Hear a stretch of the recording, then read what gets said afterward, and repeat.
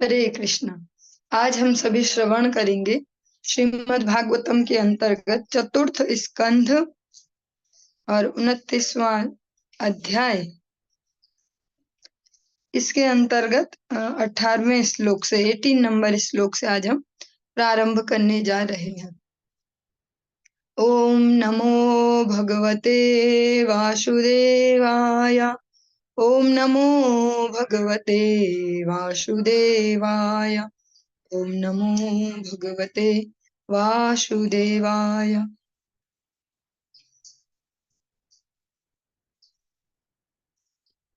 हम जो प्रसंग श्रवण कर रहे हैं, महाराज प्राचीन बरहिसत को नारद मुनि ने बहुत ही सुंदर पुरंजनोपाख्यान सुनाया, क्योंकि जिस प्रकार का उनका जीवन था वैसे ही लगभग पुरंजन का भी था। अतः उनको इस प्रकार से समझाने का प्रयास किया। जैसे हम अधिकतर देखते हैं, बच्चों को कोई बात समझानी हो तो उनको डायरेक्ट नहीं बोला जाता ऐसा मत करो। वो कोई स्टोरी सुना दो कि एक बच्चे ने ऐसे किया, फिर उसके दादाजी ने ऐसे बोला, फिर उसने ऐसा कर दिया। ऐसे ही नारद जी भी सुना रहे हैं। लेकिन पूरा प्रसंग सुनने के बाद राजा प्राचीन बरहिसत कहते हैं, आपने बहुत बढ़िया प्रयास तो किया, पर ऐसे घुमा फिरा के मेरी समझ में नहीं आया। आप इसको और सरल कीजिए, आप इसका सरलीकरण कीजिए, क्योंकि मेरी सकाम बुद्धि से ये समझ में नहीं आ रहा, और थोड़ा इसको सरल कीजिए। फिर नारद जी एक एक तत्व को, जो एक एक बातें हैं कि कौन पुरंजन है, कौन उसका कौन सा मित्र है, किस मित्र के साथ किस नगर को जाता, उन सभी को खोल खोल कर सरलता से उन्हें समझा रहे हैं। लास्ट श्लोक जो हमने श्रवण किया कल, उसका इस प्रकार से शब्दार्थ था कि जो रानी है पुरंजन की, वो जो हमारे इस देह में बुद्धि होती है, वही उस राजा की रानी है। और ये बुद्धि सोते और जागते समय अनेक प्रकार की परिस्थितियां उत्पन्न करती है, और कलुषित बुद्धि के कारण जीव यह सोचता है, वो नई नई योजनाएं बनाता और उनके अनुकरण में लग जाता है। देख देहो रथस्त्विन्द्रियाश्व संवत्सर रयो अगतिः द्विक्रमचक्रस्त्री गुणध्वजः पञ्चासु बन्धुरः मनोरश्मिर्बुद्धिसूतो हृन्नीडो द्वन्द्वकुबरः पंचेन्द्रियार्थप्रक्षेपः सप्तधातुवरूथकः आकुतिर्विक्रमो बाह्यो मृगतृष्णां प्रधावति एकादशेन्द्रियचमूः पंचसूना विनोदकृत्। श्री नारद मुनि ने आगे कहा, इसमें हमने 3 श्लोकों को एक साथ लिया है। नारद जी कहते हैं, जिसे मैंने रथ कहा था वह वास्तव में शरीर है। इंद्रियां ही वे घोड़े हैं जो रथ को खींचते हैं। ज्यों ज्यों वर्षानुवर्ष हर गुजरते वर्ष के साथ समय बीतता जाता है, ये घोड़े बिना किसी अवरोध के दौड़ते हैं, किंतु वास्तव में वे कोई प्रगति नहीं कर पाते। जैसे जैसे मनुष्य के शरीर की आयु बढ़ती जाती है, उसकी इंद्रियां भी प्रबल होते जाती हैं, वो बिना किसी अवरोध के दौड़ते हैं। और बस सारी इंद्रियां स्वचालित जैसे हों, खुद से ही सब कार्यों में लगी हैं। आंखें देखने में लगी, इधर देख उधर देख, कान लगे हैं ये सुनो वो वाला म्यूजिक सुनो, इसकी गप्पे सुनो, ऐसा सुनो। सारी इंद्रियां खुद से ही लगी हैं, किंतु वास्तव में वे कोई प्रगति नहीं कर पाते। पाप तथा पुण्य इस रथ के 2 पहिए हैं। भौतिक प्रकृति के तीनों गुण, सतोगुण रजोगुण तमोगुण, ये इस रथ की ध्वजाएं हैं। 5 प्रकार के प्राण जीव के बंधन बनते हैं, जिनको हम पंच प्राण कहते हैं। और मन को रस्सी माना जाता है, और रथ में जो रस्सी है, जो घोड़ों और चलाने वाले के बीच का माध्यम है, वो क्या है? मन। बुद्धि इस रथ का सारथी है, और जो बुद्धि है वो सारथी है, वो ड्राइवर बुद्धि है। हृदय रथ में बैठने का स्थान है। और बुद्धि रूपी सारथी को इसीलिए भगवान को समर्पित करना होता है। अगर सारथी ठीक न हो किसी भी व्हीकल का, उसमें बैठा हुआ व्यक्ति एंजॉय करेगा या भयभीत रहेगा। तो ऐसे ही जीवात्मा जिस शरीर में है, उस शरीर में जैसी बुद्धि है, अगर वो भगवान को समर्पित बुद्धि है तो वो जीवात्मा को सही मार्ग पर और सही गंतव्य की ओर ले जाएगी और सही प्रकार से सुरक्षित। लेकिन अगर बुद्धि भगवान को सरेंडर्ड नहीं है तो बुद्धि घातक निर्णय लेगी, जिससे वो जो उसमें बैठा है, जो जीवात्मा है, वो भी उसका भी विनाश हो सकता है। विनाश होना मीन्स भगवत विमुख होना, जन्मों जन्मों के चक्कर में फिर से पड़ना। हृदय रथ में बैठने का स्थान है और हर्ष तथा पीड़ा जैसे द्वंद्व जुए हैं। जो कभी खुशी होती है, कभी दुख होता है, अलग अलग प्रकार का, वो जुआ है। जुआ मीन्स अगर किसी ने आप में से हल देखा हो, अ, बहुत सारों ने देखा भी होगा शायद, और बहुत सारों ने नहीं भी देखा होगा। हल देखा हो या कोई रथ, इस प्रकार से जो उसको चलाने वाले हैं, जब घोड़े अगर 2 या उससे अधिक हैं तो उनको जो जिस लकड़ी या जिस प्रकार से उनको आपस में कनेक्ट किया जाता है, या हल चलाने में देखा होगा, हल की जो लंबी सी डंडी आगे, उनके कंधों पर, बैलों के कंधों पर एक लंबी सी ऐसी लकड़ी होती है, उसको जुआ कहते हैं। हर्ष और पीड़ा, ये जो द्वंद हैं, जो मन कभी तो छोटी सी बात पे खुश हो जा रहे, कभी छोटी छोटी बातों पे बहुत खतरनाक से पीड़ाएं हो रही है मन को, ये है जो द्वंद हैं, ये जुए हैं उस रथ के। सातों तत्व धातुएं इस रथ के आवरण हैं। पांचों कर्मेंद्रियां उसकी 5 प्रकार की बाह्य गतियां हैं। 11 इंद्रियां ये सैनिक हैं। इंद्रिय सुख में मग्न रहने के कारण रथ पर बैठा हुआ जीव झूठी अभिलाषाओं को पूरा करने हेतु इतराता रहता है और जन्म जन्मांतर तक इंद्रिय सुख के पीछे दौड़ता रहता है, क्योंकि ये दौड़ कभी पूरी नहीं होने वाली। क्योंकि जो इंद्रिय तर्पण है वो किसी भी अवस्था में संतुष्टि नहीं दे सकता व्यक्ति को, अतः वो दौड़ कभी बंद ही नहीं होगी। जैसे एक फूटे हुए बर्तन में पानी कभी भर ही नहीं सकता, कितनी ही मेहनत करो, कितना ही समय लगा लो, कुछ कर लो, वो भरेगा नहीं। ऐसे जो इंद्रियां हैं वो भी कभी संतुष्ट नहीं होती इस जगत के विषयों से। उनको संतुष्ट करने का एकमात्र उपाय है मनः सवये कृष्ण पादार विंदे। प्रत्येक इंद्रियों को भगवत सेवा में नियोजित किया जाए, फोर्सफुली ही चाहे, लेकिन इसके अतिरिक्त और कोई उपाय नहीं। संवत्सर चंड वेगः कालो येनोपलक्षितः तस्याः निह गंधर्वा गंधर्व्यो रात्रयः स्मृताः हरन्त्या युः परिक्रांत्या षष्टयुत्तर सत्रयम्। जिसे पहले चंड वेग अर्थात शक्तिशाली काल कहा गया था, वह दिन तथा रात से बना है, जिनके नाम गंधर्व और गंधर्वी हैं। शरीर की आयु दिन तथा रात के बीतने से क्रमशः घटती जाती है, जिनकी संख्या 360 है। काल कन्या जरा साक्षात् लोकस्ताम्नाभिनन्दति स्वसारं जगृहे मृत्युः क्षयाय यवनेश्वरः। जिसे काल कन्या कहा गया है उसे वृद्धावस्था जरा समझना चाहिए। कोई भी वृद्धावस्था नहीं स्वीकार करना चाहता, किंतु यवन राज जो साक्षात मृत्यु है, जरा को, वृद्धावस्था को उन्होंने अपनी बहन के रूप में स्वीकार कर लिया।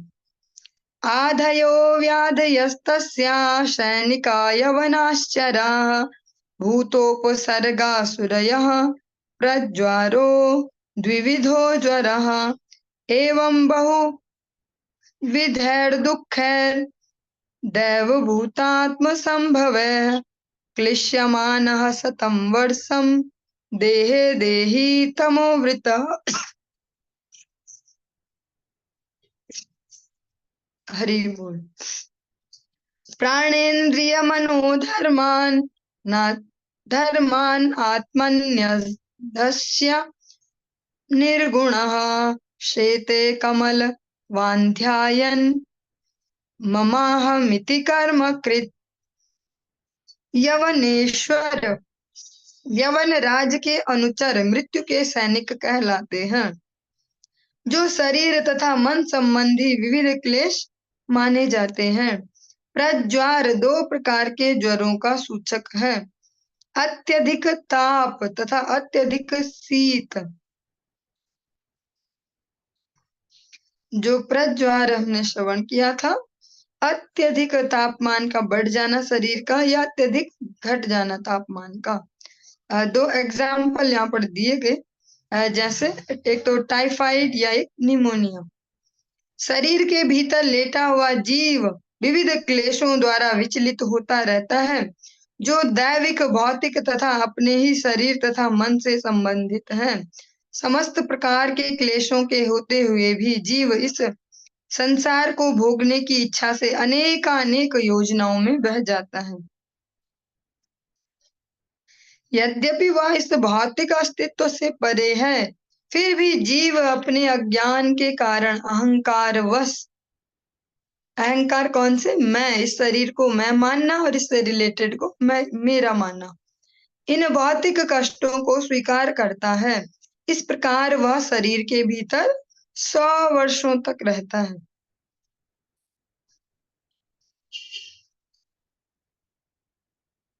यदात्मानं विज्ञाय भगवन्तं परं गुरुं पुरुषस्तु विसज्जेत गुणेषु प्रकृतेः स्वदृक् गुणाभिमानी स तदा कर्माणि कुरुते अवशः शुक्लं कृष्णं लोहितं वा यथा कर्माभिजायते। जीव की यह प्रकृति है कि उसे अपना अच्छा या बुरा भाग्य चुनने की कुछ कुछ स्वतंत्रता है, किंतु जब वह अपने परम स्वामी श्री भगवान को भुला देता है, तो वह अपने आप को भौतिक प्रकृति के गुणों के हवाले कर देता है। इस प्रकार भौतिक प्रकृति के गुणों के वशीभूत होकर वह अपने आप को शरीर मान बैठता है और शरीर के हित के लिए विभिन्न कार्यकलापों में आसक्त होता है। कभी वह तमोगुण, कभी रजोगुण, कभी सत्व गुण के अधीन होता है। इस प्रकार जीव भौतिक प्रकृति के गुणों के अधीन रहकर विभिन्न प्रकार के शरीर प्राप्त करता है। जीव को ये स्वतंत्रता, एक लिमिटेड स्वतंत्रता भी भगवान ने दी है, डिसीजन मेकिंग वाली, ताकि ये ना कहा जाए कि भगवान ने हमें ऐसे नौकर जैसा ऐसे बंदी बना के रखा। भगवान ने एक हमको स्वतंत्रता भी दी है डिसीजन मेकिंग की। कौन सा ऑप्शन हम चूज करेंगे ये हमको ही स्वतंत्रता दी है। लेकिन जब इस स्वतंत्रता का यूज करते हैं हम स्वतंत्रता देने वाले को भूलने में, या भूल जाओ हम किसी के अंडर में थे, अब बस अपनी मर्जी से जिएंगे, तब भौतिक प्रकृति के गुणों के वशीभूत होकर फिर इस जैसे ही इस जगत में रहने के दो ही फॉर्मूले हैं, या तो भगवान को सरेंडर किया जाए या भगवत माया को सरेंडर किया जाए। कोई भी जीव ऐसा नहीं है जो कहे न मैं इस टीम में न इस टीम में, मैं किसी टीम को नहीं चुनता। यहाँ पर ये वाला ऑप्शन नहीं है। यहाँ पर अगर आप एक टीम में नहीं है, अगर भगवान की ओर नहीं है, भगवान को शरणागत नहीं है, तो दूसरा ऑप्शन ही नहीं है। फिर माया देवी स्वयं, फिर माया तारे देह संसार आदि दुख, जो भगवान माया है, जिनको सरल शब्दों में दुर्गा देवी कहा जा सकता है, भगवान ने उनको ये सबसे इम्पोर्टेंट विभाग उन्हीं को दिया है, जीवों को सही रास्ते पे लाने का। किसी भी प्रकार से लाए, सही प्यार से या मार से, जैसे भी, अनेक अनेक प्रकार के क्लेश देकर, क्योंकि एक बहुत बड़ी कैटेगरी ऐसे ही मनुष्यों की है। हम सब भी इसी के अंतर्गत हो सकते हैं शायद, जो जगत के थपेड़े खा के भगवान की शरण में आते हैं कि अब हम यहाँ से परेशान हो गए, अब कहीं मिले शरण। तो जो दुर्गा देवी है, जो माया देवी है, उनको भगवान ने विभाग दिया है।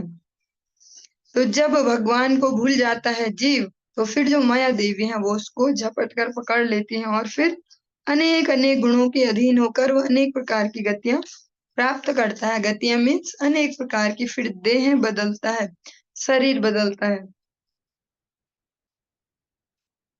जैसे इस जगत में प्रैक्टिकली देखे, जिस व्यक्ति का जैसा स्वभाव है वो उसी प्रकार के कपड़े पहनता है।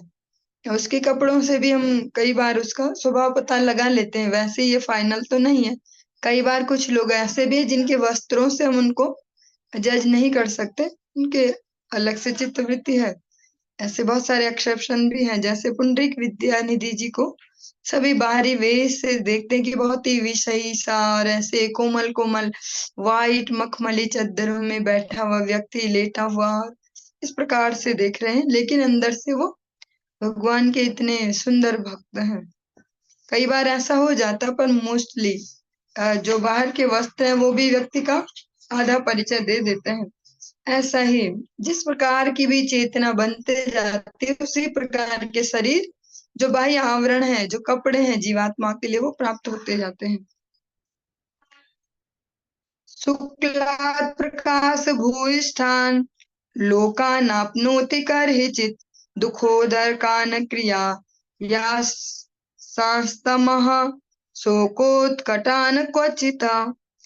जो सत्व गुण में स्थित हैं, वे वैदिक आदेशों के अनुसार पुण्य कर्म करते हैं, और इस तरह वे उच्च लोकों को जाते हैं, जहाँ देवों का निवास है। जो रजोगुण से प्रभावित हैं, वे मनुष्य लोक में विभिन्न प्रकार के उत्पादक काम करते हैं। इसी प्रकार तमोगुणी व्यक्ति विभिन्न प्रकार के कष्ट उठाते हैं और पशु जगत में वास करते हैं। श्रीमद् भगवद गीता में भी बहुत सुंदर तरीके से इसको वर्णन किया गया है, प्रकृति के तीनों गुण और उनके जो भी रिजल्ट्स हैं। क्वचित् पुमान् क्वचिच्च स्त्री क्वचिन्नो भयमन्दधि देवो मनुष्यस्त्री यर्ग्वा यथा कर्म गुणं भवः।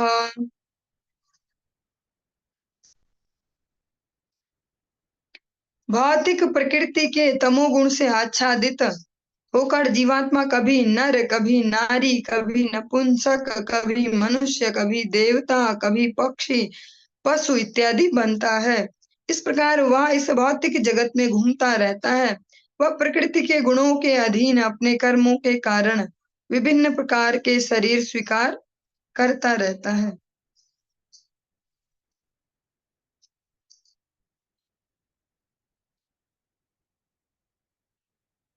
क्षुत्परीतो यथा दीनः सारमेयो गृहं गृहं चरन् विन्दति यद्दिष्टं दण्डमूदनमेव वा तथा कामाशयो जीव उच्चावचपथा भ्रमन् उपरि अधो वा मध्ये वा याति दिष्टं प्रिया प्रियम। यह जीव ठीक, और थोड़ा सा डिफरेंट सा यहाँ पर उपमा है या तुलना है, या जो उदाहरण है थोड़ा सा अलग सा है। यह जीव ठीक उस कुत्ते के तुल्य है जो भूख से परेशान होकर भोजन पाने हेतु द्वार द्वार जाता है। अपने प्रारब्ध के अनुसार वह कभी दंड पाता है, कभी खदेड़ दिया जाता है, कभी कोई भगा देता है, कभी कोई डंडा मार देता है, तथा अथवा कभी कभी खाने को थोड़ा भोजन भी पा लेता है, कभी कभी कुछ मिल भी जाता है। इसी प्रकार जीव भी अनेक अनेक इच्छाओं के वशीभूत होकर अपने भाग्य के अनुसार विभिन्न योनियों में भटकता रहता है। कभी वह उच्च स्थान प्राप्त करता है, तो कभी निम्न स्थान, कभी वह स्वर्ग को जाता है, कभी नरक को, तो कभी मध्य लोकों को, और ऐसा चलता रहता है। जैसे एक जो कुत्ता है वो भोजन की तलाश में जो घूम रहा है, उसकी अनेक अनेक गति है। कभी तो कोई ऐसे ही भगा दे उसको मुंह से ही बोल के कि चल भाग यहाँ से ऐसे। कभी कोई थोड़ा सा उससे रूड व्यक्ति हुआ, दो डंडे मार दे। कभी कोई दयालु व्यक्ति हुआ, दो रोटी दे दे। ऐसे ही जीवात्मा भी अलग अलग शरीरों में अपने कर्मों के हिसाब से भटकता रहता है। कभी स्वर्ग को भी जा सकता है, कभी धरती पर भी रह सकता है। जो मध्य के लोग हैं उनको भी, और जो कभी निम्न जो लोग हैं उनको भी जा सकता है।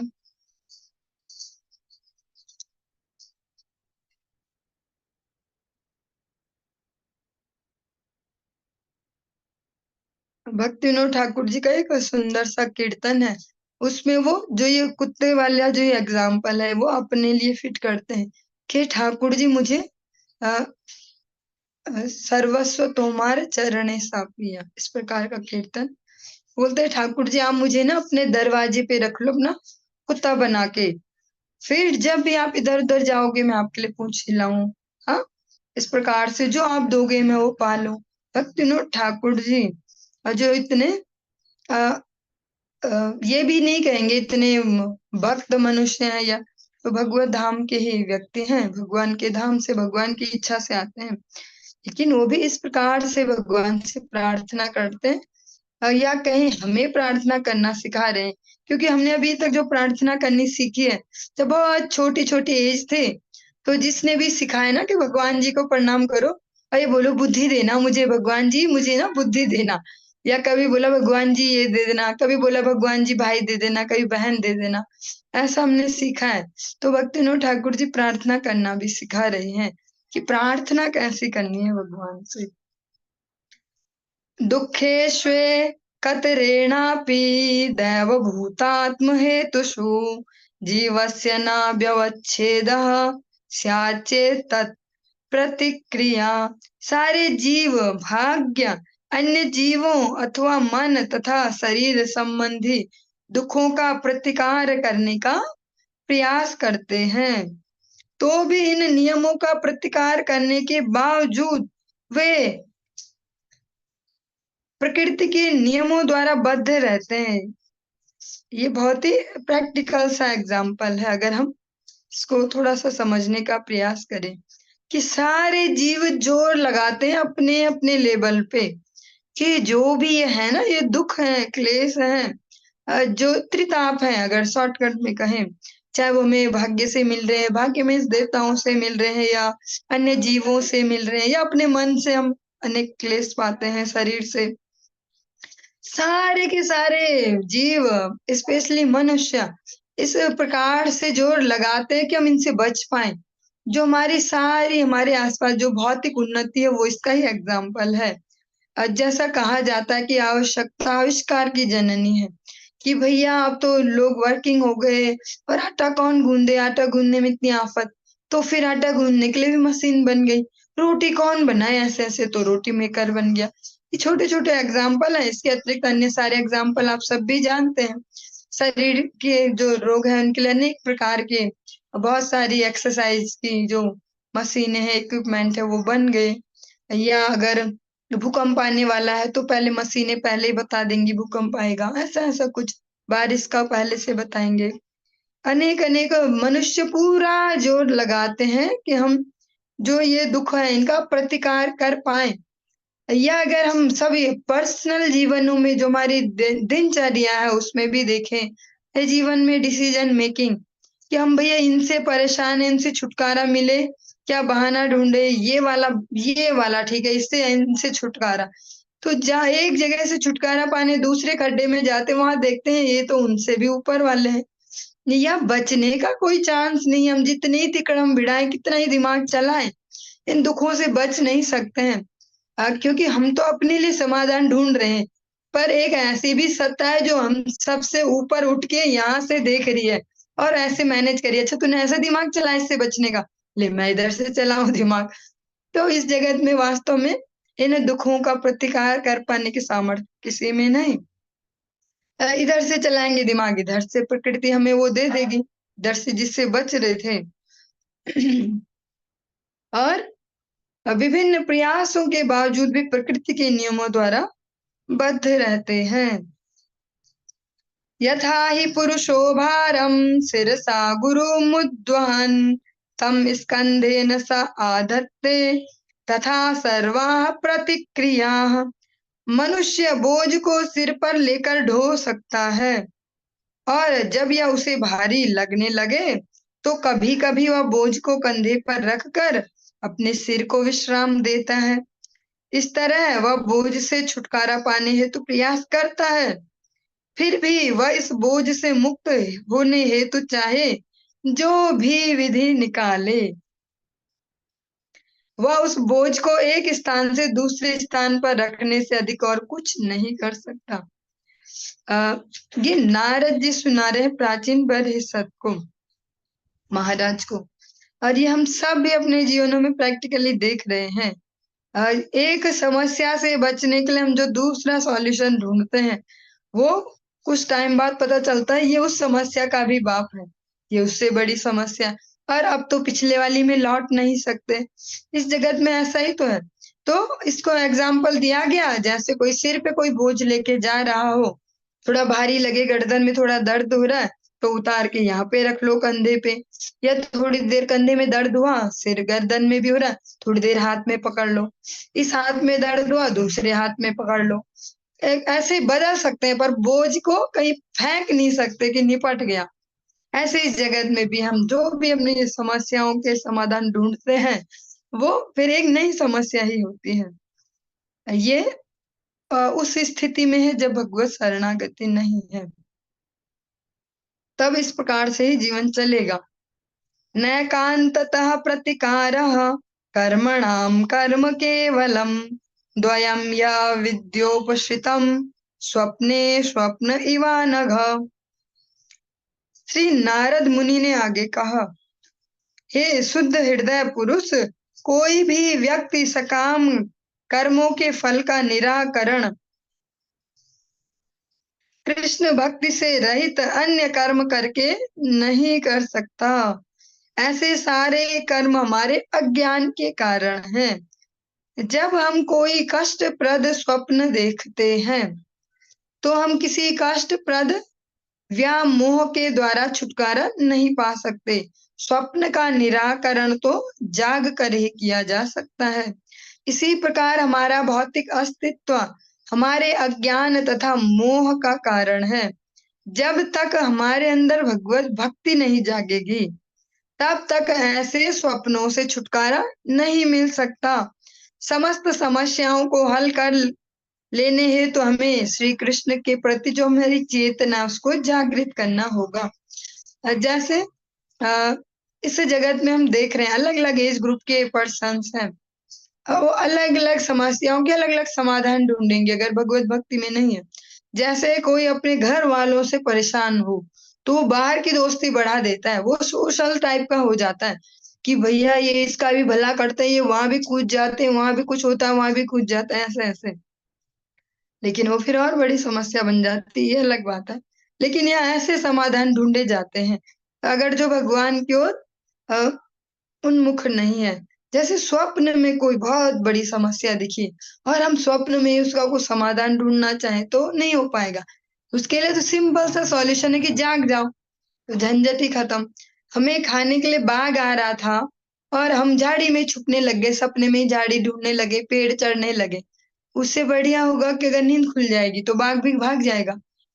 तो ऐसे ही तो जो भगवत चेतना है, भगवान के प्रति जो हमारा, भगवान से जो हमारा नित्य संबंध है, हमारी वास्तविक जो प्रेजेंस है, अपना जो वास्तविक स्वरूप है, उसको अगर समझ जाए, नष्टो मोहा स्मृति लब्ध्वा, अगर ये हो पाए, और ये तभी होगा त्वत्प्रसादान मयाच्युता, भगवान अच्युत की कृपा के बगैर ये नहीं होगा, दिमाग चला चला। तो जब तक हम जागृत नहीं होंगे अपने स्वरूप के प्रति, जिन सपने में हम जो जो भी कभी कुत्ता बने कभी बिल्ली बने और उसमें ही खो जाए, मैं बिल्ली ही हूँ, बिल्ली के जो जो कर्तव्य हैं वही मेरे कर्तव्य हैं, इसके अतिरिक्त तो कुछ नहीं। ऐसे ही मनुष्य में भी जो जो शरीर मुझे मिला, जो जो भी आश्रम मुझे मिला है, अभी मैं ग्रस्त, अच्छा ग्रस्त से बड़ा कोई धर्म नहीं, बस मर जाओ इसमें, रात दिन लगे रहो, इतना लग जाओ कि मर ही जाओ, बस हमें तो शांति होगी, हमने बहुत बढ़िया से गृहस्थी की। लेकिन वो सॉल्यूशन यही है कि भगवान को उस गृहस्थी के सेंटर में बिठा दिया जाए, तो वो सॉल्यूशन बन जाएगा। नारद मुनि ये श्रवण कराते हैं। अर्थे या विद्यमानेऽपि संसृतेन निवर्तते मनसा लिंग रूपेण स्वप्ने विचरतो यथा। कभी कभी हमें इसलिए कष्ट होता है। चलिए, अब मैंने थोड़ा सा जल्दीबाजी कर दी, बाघ वाला एग्जाम्पल, इसमें वही एग्जाम्पल लगभग आ रहा है। कभी कभी हमें इसलिए कष्ट होता है क्योंकि हमें स्वप्न में शेर या सर्प दिख जाता है, किंतु वास्तव में वह न तो शेर होता है न सर्प। इस प्रकार हम अपनी सूक्ष्म अवस्था में कोई परिस्थिति उत्पन्न कर लेते हैं और उसके परिणामों को भोगते हैं। इन कष्टों का निवारण तब तक नहीं हो सकता जब तक हम अपने स्वप्न से जग नहीं जाते। इस जगत में जिस भी प्रकार की परिस्थितियां हैं, हर व्यक्ति के लिए परिस्थितियां डिफरेंट हैं। किसी के जीवन में कुछ कह सकते हैं परिवारजनों के संबंधों से रिलेटेड समस्याएं, किसी के जीवन में अपनी प्रोफेशनल वर्किंग से रिलेटेड समस्याएं, अलग अलग प्रकार के फ्लेवर हैं समस्याओं के, लेकिन समाधान सबका एक ही है। जीवन के केंद्र बिंदु में भगवान को बिठा दिया जाए।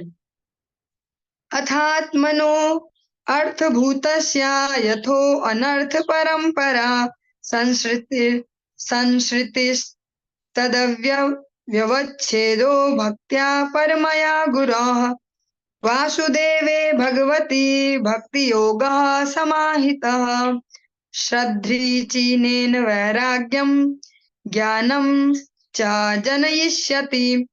जीव का वास्तविक हित इसमें है कि वह अविद्या से निकले, जिसके कारण उसे बारंबार जन्म और मृत्यु सहनी पड़ती है।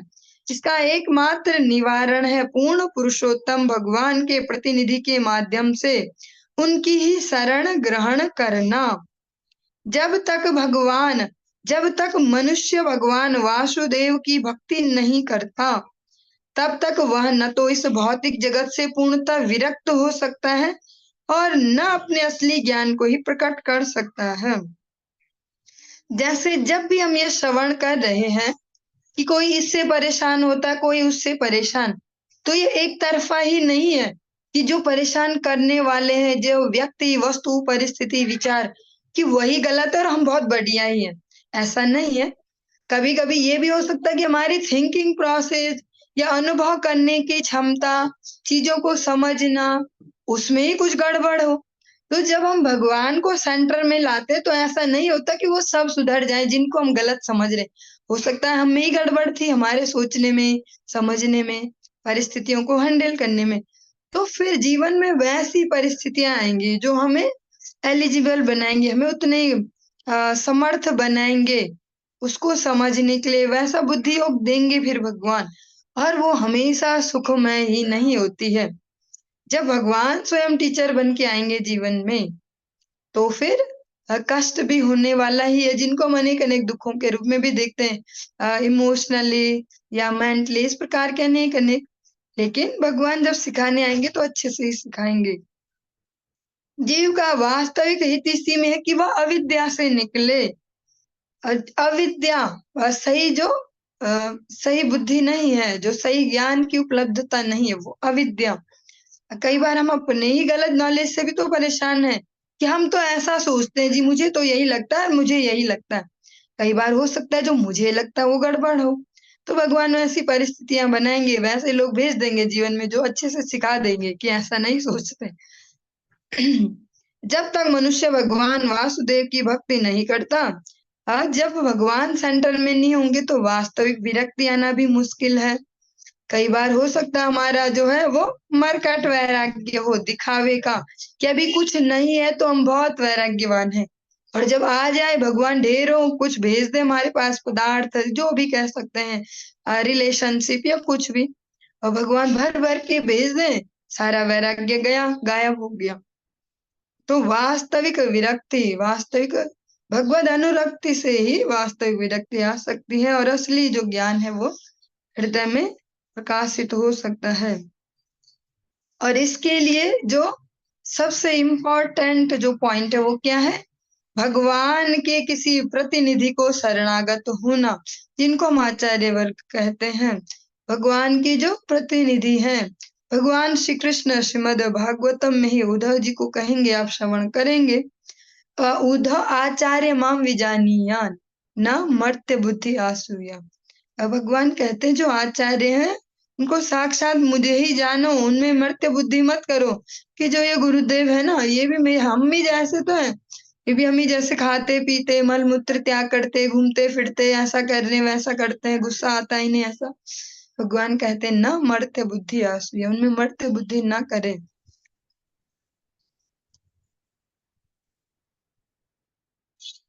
जिनको अपना वास्तविक मंगल चाहिए, जो भगवान के सच में शरणागत भक्त, एक निष्ठ भक्त हैं, शुद्ध भक्त हैं, जिनके आचरण का, जिनके जीवन का एक सेकंड भी अपने सुख के लिए नहीं है, सारा का सारा भगवान के ही सुख के लिए है।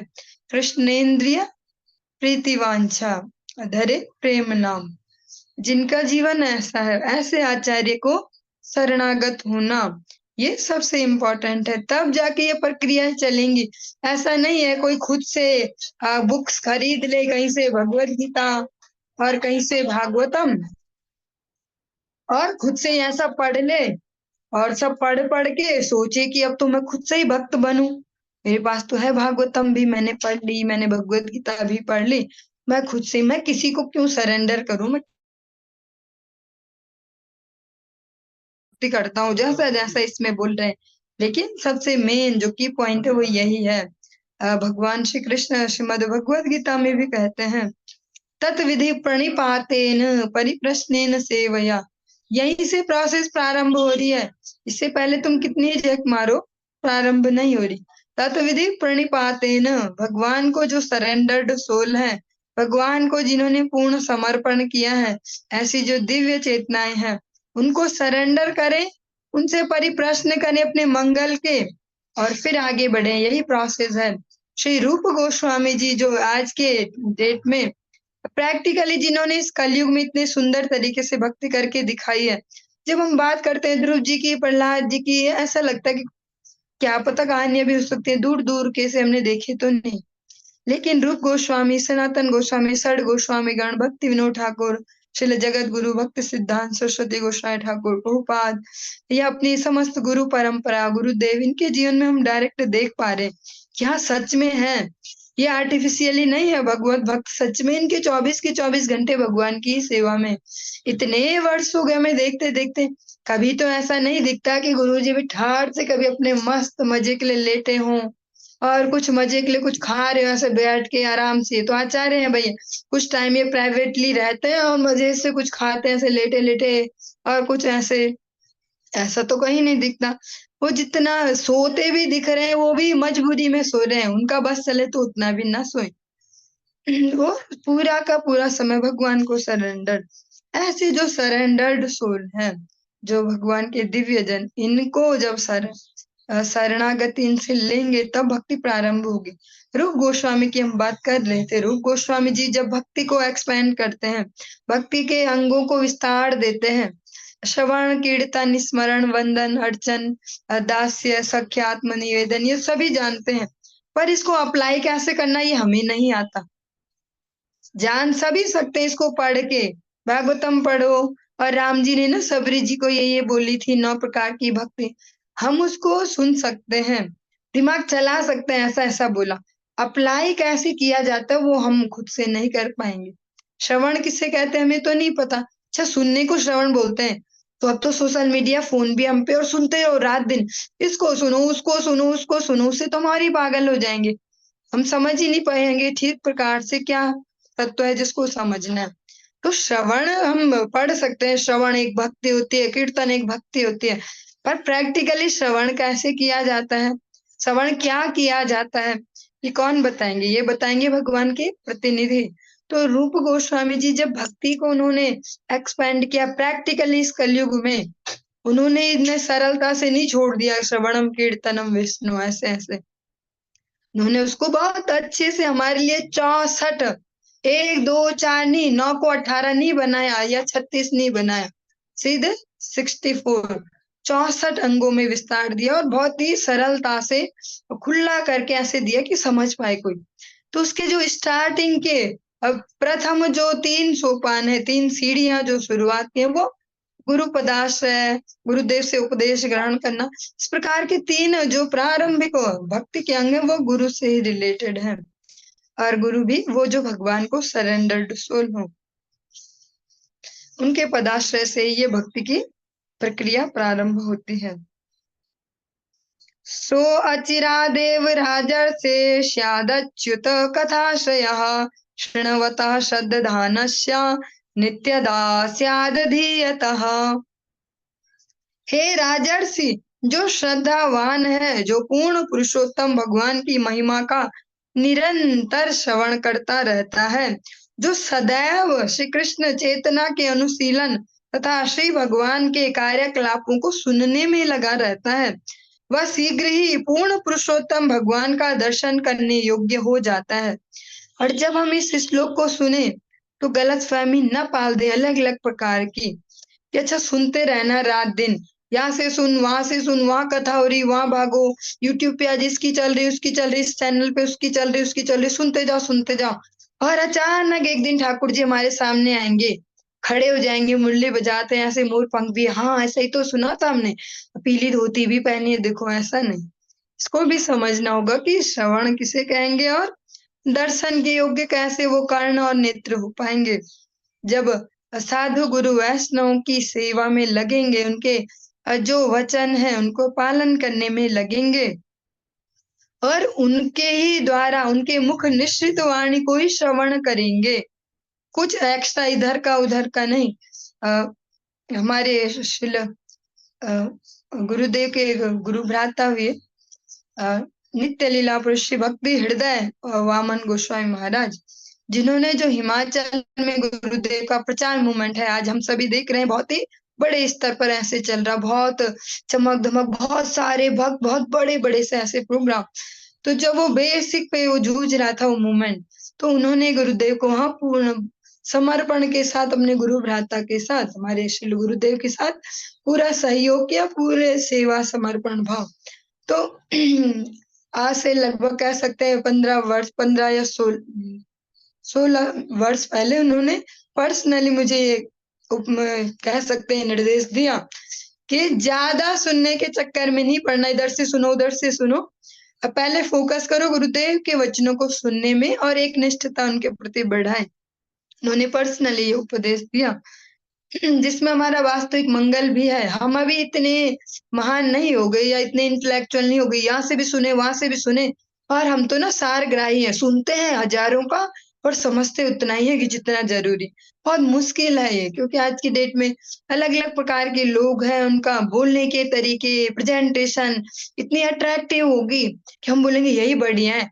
गुरुदेव तो कैसे ना सरल से शब्द भी कैसे होते हैं, उनको ऐसा आता भी नहीं, उनको तो बढ़िया बढ़िया करके ऐसे बोलना, रुचिकर सा बढ़िया बोलना जिसको लोग पसंद करते हैं। तो बहुत ही सूक्ष्म विषय है कि श्रवण कैसे करें, और जब हम ऐसे भगवद निष्ठ जनों से श्रवण करेंगे, उसको अप्लाई करेंगे, साथ साथ अप्लाई करेंगे जीवन में, सुन सुन के कुछ नहीं होने वाला। सुन सुन के तो अनेक लोगों ने उनसे 1000 कथाएं सुन ली हो, सुन सुन के नहीं, थोड़ा सा सुने उसे गुने। गुरुदेव के जो अभी आप लोग श्रवण कर रहे थे विगत कुछ दिनों से ऑस्ट्रेलिया से जो कथा का प्रसारण, उसके प्रथम डे में ही उन्होंने श्रवण को भी डिफाइन किया कि गुने भी साथ साथ अप्लाई भी करें, अप्लाई नहीं कर रहे तो कोई फायदा नहीं है। एक एग्जाम्पल भी दिया था, एक बुढ़ी माता जी वाला प्रसंग सुनाया था कि वो तो बोलती कि मैंने तो कभी इसको अप्लाई ही नहीं किया, मैं सुनती हूँ, सबकी सुनती हूँ, अप्लाई नहीं करती। तो जब हम अप्लाई करेंगे गुरुवर की वाणी को जीवन में, तब हम भगवत दर्शन के लायक बन पाएंगे। भगवत दर्शन केवल एक ही फॉर्म में नहीं है कि भगवान खड़े हो जाएंगे और हम देख भी पाएंगे कि भगवान देखो ऐसे खड़े हुए, हम उनको अपने जीवन में उनकी उपस्थिति को महसूस कर पाएंगे, उनकी कृपा का लाभ ले पाएंगे। और अगर ये एक्सपीरियंस बढ़ते जाए तो भगवान का साक्षात्कार करना भी कोई मुश्किल काम नहीं है। लेकिन गुरु वर्ग के, गुरु वैष्णव के अनुगत्य में सिंसियरली आगे बढ़ते हुए, वो कोई आर्टिफिशियल प्रोसेस नहीं है कि उन्होंने कुछ दिव्य चक्षु दिए और तुरंत हमने देख लिया, भगवान जी तो खड़े हो गए सामने। तभी हम उनके दर्शन के योग्य बन पाएंगे। यत्र भागवता राजन साधवो विशदाशयाः भगवद गुणानुकथन श्रवण व्यग्र चेतसः तस्मिन् महन् मुखरिता मधुभिच्चरित्र पीयूष शेष सरितः परितः श्रवन्ति ताये पिबन्त्य वितृषो नृपगाढकर्णस्तान् स्पृशन्त्या न त्रिभय शोकमोह।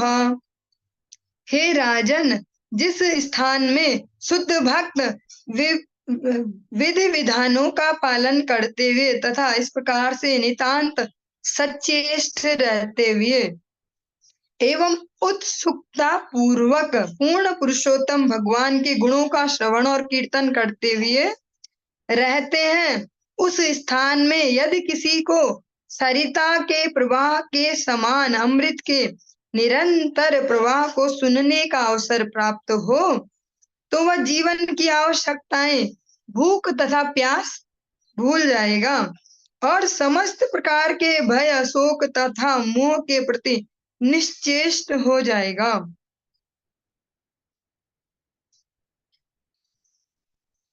जब कोई ऑनेस्टली, सिंसियरली और ऐसे बोलेंगे उत्सुकता पूर्वक, उत्सुकता भी हो हृदय में, एक तो क्या मजबूरी में बैठना, कभी कथा में या कीर्तन में बस घड़ी देखते रहे बार बार, अच्छा टाइम 6:30 बोला था, अभी 5 तो बज ही गए, 5:30 हो गए, ऐसे बार बार देखें और 6 बज गए और अभी भी देखो लग तो नहीं रहा ये पूरा करेंगे, ऐसे ऐसे अगर इस भाव से देख रहे हैं तो लाभ नहीं ले पाएंगे।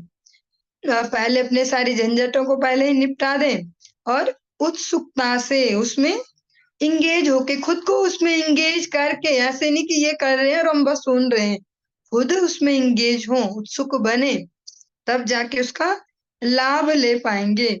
और बहुत ही सुंदर बात कही जा रही है, जो नदी की धारा के समान जो अमृत प्रवाह हो, जो भगवत कथा का अमृत, भगवत नाम का जो अमृत बहे, अगर उसमें फिर हम निमग्न हो पाए तो फिर जो हमारे भौतिक जो आवश्यकता है, जैसे भूख प्यास, इनको ही लिया गया मेनली, उनको भी भूल जाते हैं। और ये होता ही अधिकतर आप सब देखते हैं, अगर हम उत्सुकता पूर्वक, उत्साह पूर्वक कुछ कर रहे होते हैं, भगवान का नाम संकीर्तन या कथा श्रवण, तो तब तो नहीं लगता ऐसा बस 8 बज गई और ऐसा बज गया और भूख का टाइम हो गया, तब नहीं होता।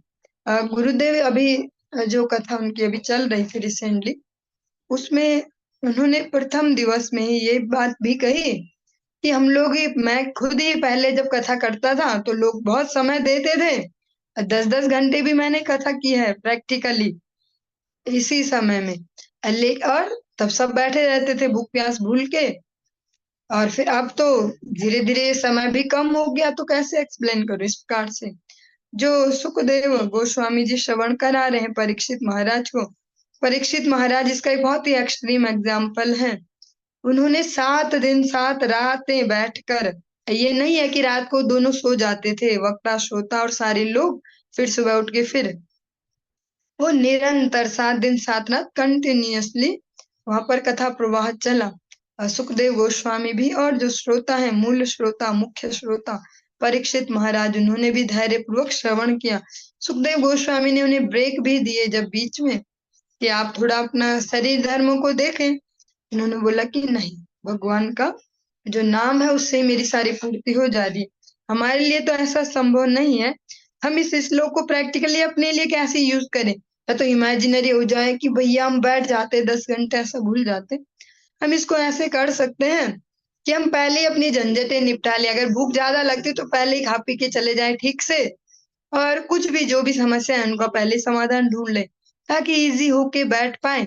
उत्साह नहीं होता है, अगर मन में उत्साह नहीं आ रहा तो आगे आगे बैठ जाए, तो जबरदस्ती उत्साह भी आ जाएगा। हम ऐसे अप्लाई कर सकते हैं इमेजिनरी, मैं भी यहाँ से इमेजिनरी बोल दूं कि हम सब खो जाएं और भूल जाएं कि 10 घंटे हो गए कि 12 तो है, तो मुश्किल है। हम इसको ठीक दूसरे एंगल से कर सकते हैं, पहले सब झंझट निपटा लो, फिर इजी होके बैठो, पीछे से अगर नहीं हो पाता ठीक से तो आगे आगे बैठ जाओ जहां पर सब लोग हों। प्रकार से बहुत अच्छे से भगवत कथा या भगवत नाम संकीर्तन का हम लाभ ले सकते हैं। चलिए आज की इस चर्चा को हम यहीं पर ही विराम देंगे, आगे कल कंटिन्यू करेंगे। हरि बोल।